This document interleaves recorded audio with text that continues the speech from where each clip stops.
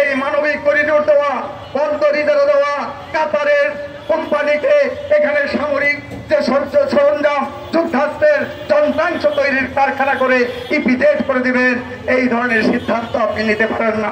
যখন বাংলাদেশের মানুষ, সকল রাজনৈতিক দল এটার প্রতিবাদে সোচ্চার হয়েছে, তখন উনি বলছেন উনি যাদের পরামর্শে, যাদের নির্দেশে, যাদের স্বার্থ হাসিল করার জন্য এখানে অন্তর্বর্তীকালীন সরকারের প্রধানের দায়িত্ব নিয়েছেন, তাদের স্বার্থে যখন কাজ করতে পারছেন না, তখন আপনি নাটক সাজাচ্ছেন যে আমি পদত্যাগ করব আমার কথা না শুনলে, আমাকে যদি কাজ করতে না দেওয়া হয়।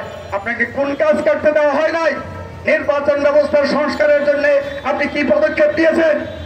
একটা অন্তর্বর্তীকালীন সরকার বিগত দিনে তত্ত্বাবধায়ক সরকার 3 মাসের মধ্যে একটা সুষ্ঠু অবাধ নির্বাচন সেটা উপহার দিয়েছে বাংলাদেশের ইতিহাস জানে। সেটা 91 সালে হয়েছে, 96 সালে হয়েছে, 2001 সালে হয়েছে, 2008 সালে হয়েছে। সেই তত্ত্বাবধায়ক সরকার 3 মাসের মধ্যে নির্বাচন করতে পেরেছে।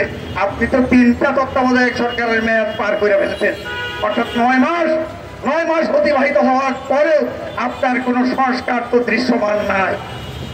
কি সংস্কার করছেন আপনি বলেন? আমি এই সংস্কার করছি, একটা সংস্কারের কথা বলেন, আমরা রাজনৈতিক দল হিসাবে সেটা মেনে নিব। আপনি দেখাতে পারবেন না কোন সংস্কার আপনি করেন নাই।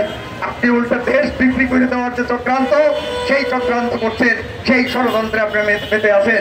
সেই কারণে ওই পদত্যাগের নাটক করে লাভ হবে না। বাংলাদেশের কোন রাজনৈতিক দল আপনার পদত্যাগ চায় নাই। আপনাকে বলেছে আপনি একটা সুষ্ঠু নির্বাচনের জন্য সুনির্দিষ্ট নির্বাচনের তারিখ এবং রোডম্যাপ ঘোষণা করেন। আপনি জুলাই অভ্যুত্থানের সময় যে গণহত্যা করলো, সেই গণহত্যাকারীদের একজনেরও বিচার করতে পারলেন না। ওই নায়িকাদের নামে আপনি হত্যা মামলা দিচ্ছেন, সাংস্কৃতিক কর্মীদের নামে হত্যা মামলা দিচ্ছেন। তারা কি দিয়ে গুলি করছিল? তারা কি দিয়ে ছুরি দিয়ে তাকে হত্যা করেছে?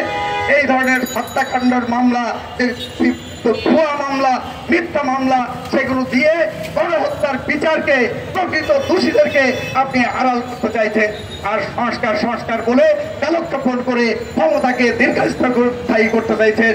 বাংলাদেশের মানুষ আপনার সেই ষড়যন্ত্র চক্রান্ত ফলপ্রসূ হতে দেবে না।